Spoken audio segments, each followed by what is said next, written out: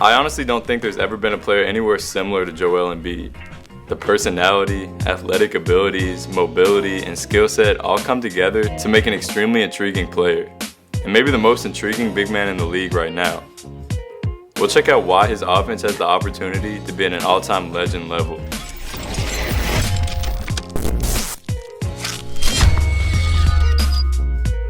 His back to the basket game is extremely diverse.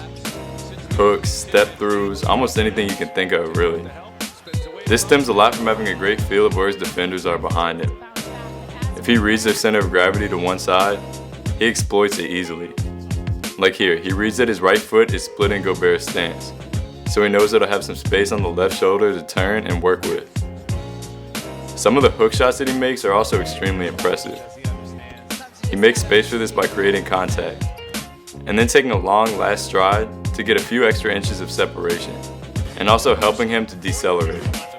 What's even more impressive though, is that he can knock these down with his left hand in stride.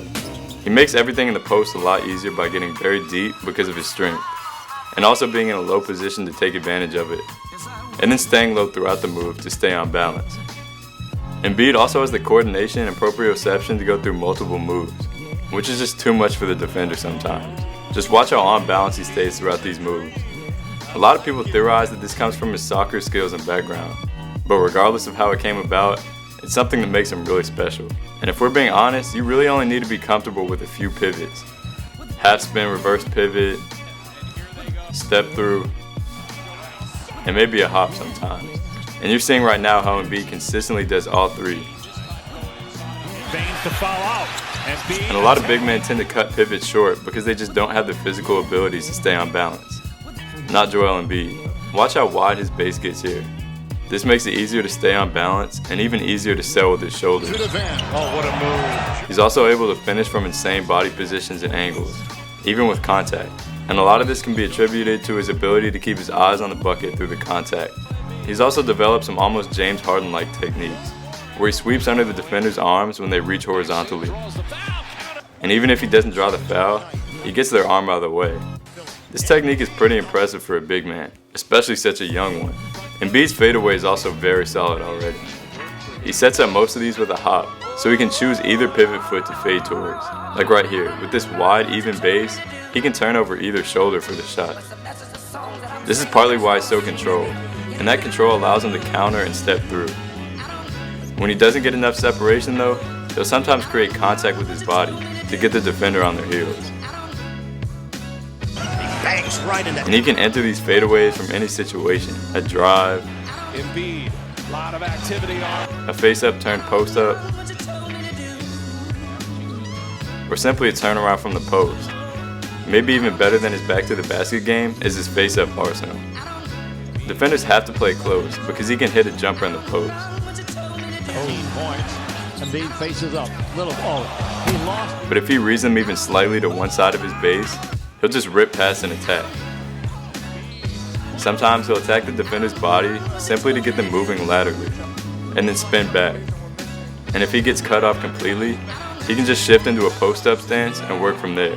On the perimeter, defenders have to respect his pump fakes because he has a respectable jumper at 30%. But he makes these even more dangerous by selling them more than any player in the league, to be honest. But selling pump fakes doesn't mean much if you can't make something happen after.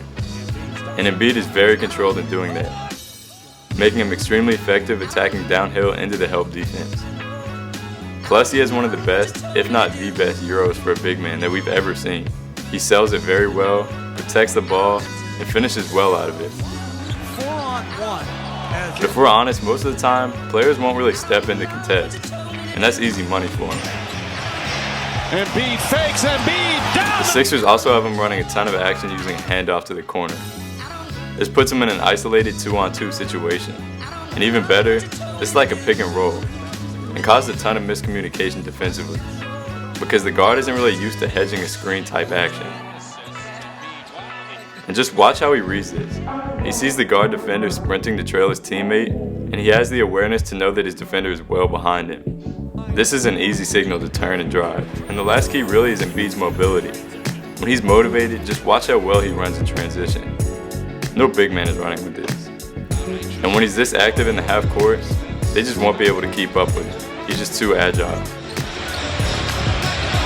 Embiid guarded by Carmelo Anthony. Backs in, draws the foul. If Embiid can stay injury-free and keep that high motor, who knows what he can do? We'll just have to wait and see. Thanks for watching.